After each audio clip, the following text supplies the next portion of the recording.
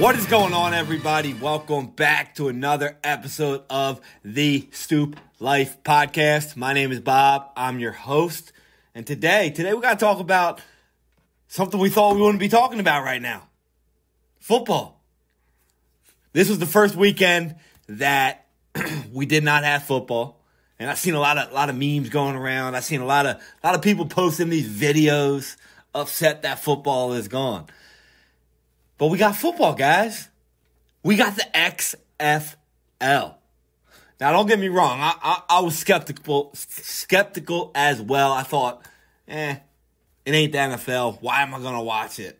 Well, guys, I'm going to be honest with you. I found myself on Saturday. I had nothing to do for a little while. The XFL was on, so I tuned in. And I'm going to be real with you guys. I was entertained. I thought they did a heck of a job. Now, I get it, the players aren't like the NFL, but there are a lot of players from the NFL that are in the XFL and made it interesting. Especially seeing when I saw guys like Vic Beasley out here making tackles. I was like, what the heck?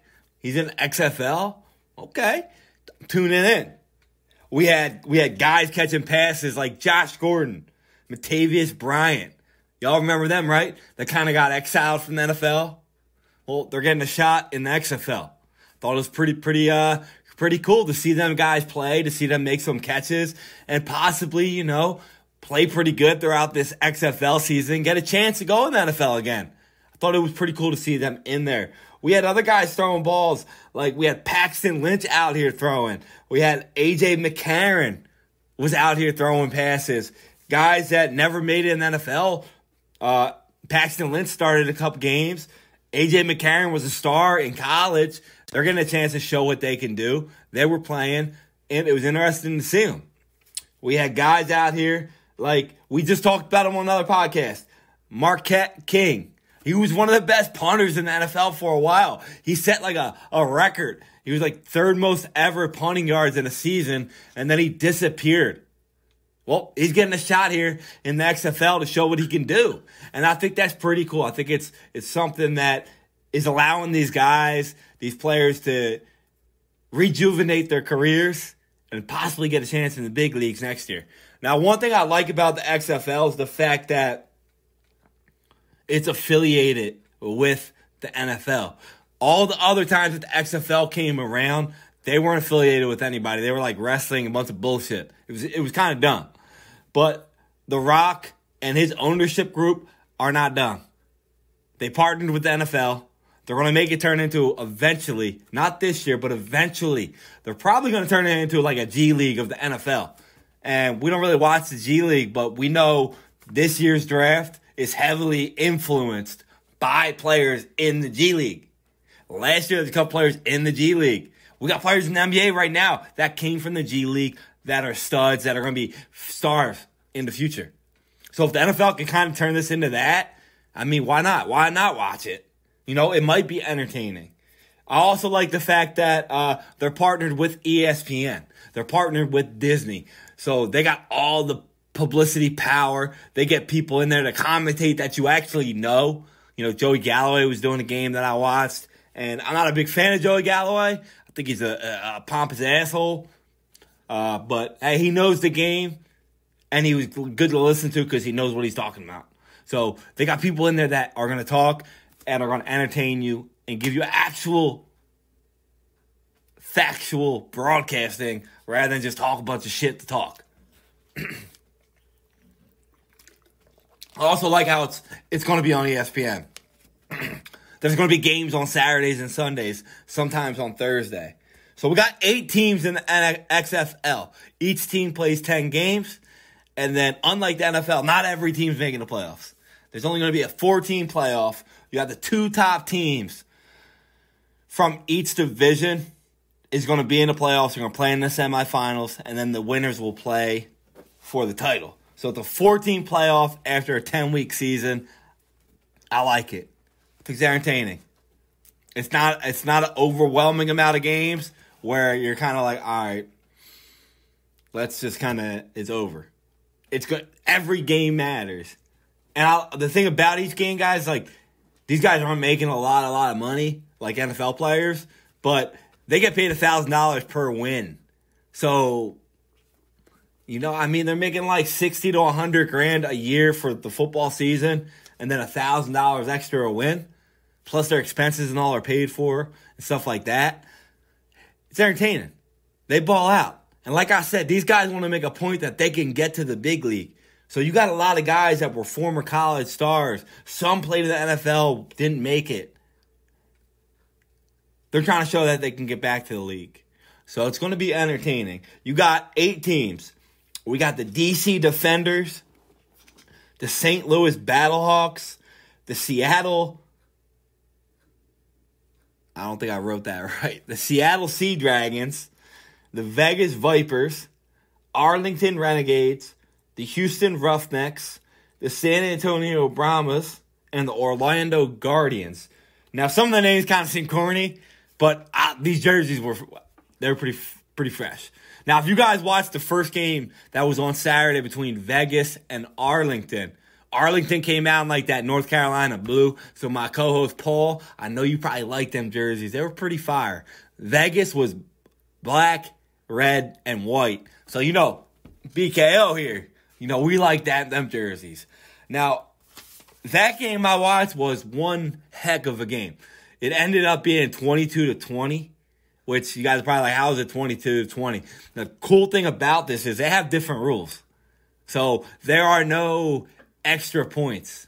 You don't kick any extra points, You can go for 1, you can go for 2, and you can go for 3. It's either on the 2-yard line, the 5, or the 10. Something like that. I don't remember it thoroughly, but you can go for 3 points, guys. Another cool thing about it is this. They allow, if you're down by 1 score or less in the final 2 minutes of a game, you can get the ball back multiple ways. So in the NFL, you gotta kick a onside kick, right? Likely not gonna happen. So in the XFL, they're allowing you to either kick the onside kick, or you can put your offense back on the field at your own 25-yard line at a 4th and 15 and go for it. We've seen it happen. This weekend it happened. The team came back. They did it. They won. Another thing that I like as well is they got kind of college rules in the end of the 2 minutes too. So the final 2 minutes, just like college, if you get a first down, the clock stops until you get your line set. So when you get your offense set, the clock picks back up. So you don't got to worry about like clock management issues really that much, which is cool. So it helps the teams actually show off. It encourages more offense, which we all want to see. Sometimes that doesn't happen, but they encourage it to happen. They encourage kickoff returns too. If you kick a ball or punt a ball and it goes outside the end zone or out of bounds, the ball comes back to the 35-yard line, not the 20 or 25, to 35. So it's pretty cool. And on kickoffs, both teams stay still until the player catches it. So you don't have to worry about getting hit while you're catching the ball, which is pretty cool. Everybody's getting returns. They're taking away that speed drill the NFL wants to do, protect, but they're encouraging take the ball back on kickoffs, which I like. I think it's pretty cool. I like that. I also like this, guys. You can challenge at any time, both teams. But if a play is even questionable, they have a booth people on hand that can call down and stop the game and review the play and decide whether it's the right call or wrong call. And I've seen it about 5-6 times this weekend when I watched the 1.5 games that I watched. And they were right on every call that they made. And it didn't seem like it was rigged yet. Yet. We'll say yet. But it was entertaining. So the first game we had Vegas versus Arlington. It was 22-20. And I'll tell you, this was a great game. I had fun watching it. Vic Beasley was out there making tackles. Let me check his stats. I'm pretty sure he had a couple tackles here. Vic Beasley made the game-winning tackle, which was pretty wild to watch him make a tackle in the game, which is pretty cool, though. We had Martavius Bryant. Where is he on here? Hold on. Got it here somewhere. Where are you? Yeah. Martavis Bryant, 4 catches, 28 yards along, had 9 targets. So, I mean, he showed he could still go out there and play a full game, but, hey, that's not the game he wanted to play, but it was pretty cool. Quarterback throwing to him was weird. Didn't know who he was. But for the Renegades didn't have anybody I knew. But, man, I'll tell you something. They played a heck of a ball game. The second game that was on, we had Orlando Guardians versus the Houston Roughnecks. Roughnecks blew them out 33-12. I didn't get a chance to really watch that game, but I know for the which team is that? The Guardians, Paxton Lynch was throwing. You remember him playing for Denver. He was 15 for 21, 136 yards, touchdown, and a pick. Not great, but hey, he got a chance to show out and show what he could do. So he got a chance to play. There. Eli Rogers, you guys remember Eli Rogers, right? He used to be a cornerback for Pittsburgh. He had a fumble recovery, which is pretty cool. He had a fumble in that game. As for the Roughnecks, where was this? I know I seen something on the Roughnecks. Was it the Roughnecks that he played for? No, it wasn't the Roughnecks, but that game was fun to watch over there in Houston. It's good to see Orlando lose, but hey. I did get a chance to watch the first game on Sunday, which was the St. Louis Battlehawks versus the San Antonio Brahmas. Now, this is the game I thought it was a hell of a game. The St. Louis was down by 12 points with less than 2 minutes left. They ended up winning the game 18-15. They scored a 3-point conversion, which was entertaining as hell because you're like, what the hell is going on here? They got 3-point conversion, and then they took their field back down and got field goal to win the game. They won 18-15. They scored 15 points in the final 2 minutes of the game. The whole game there, like the offensive line was getting their ass whooped. But guess who the quarterback was? A.J. McCarron. He was 18 for 26 with 2 touchdowns, no picks. He got sacked 5 times. But, I mean, A.J. McCarron's feeling like he's back there in college, playing college football right now. It was an entertaining game. I didn't really know anybody but Kalen Balazs used to be a running back for Miami. He was on the Brahmas. He had a good game. It was pretty entertaining to watch him play. And then the final game was also a comeback win. Fourth quarter comeback win for the DC Defenders. They won the game 22-18 over the Seattle Sea Dragons. Sea Dragons jerseys were pretty cool. They're green and like blue. I don't really know if it was like a blue or a blackish. It was some color. I don't remember. But they were pretty cool. But the cool part about this game was you Cowboys fans.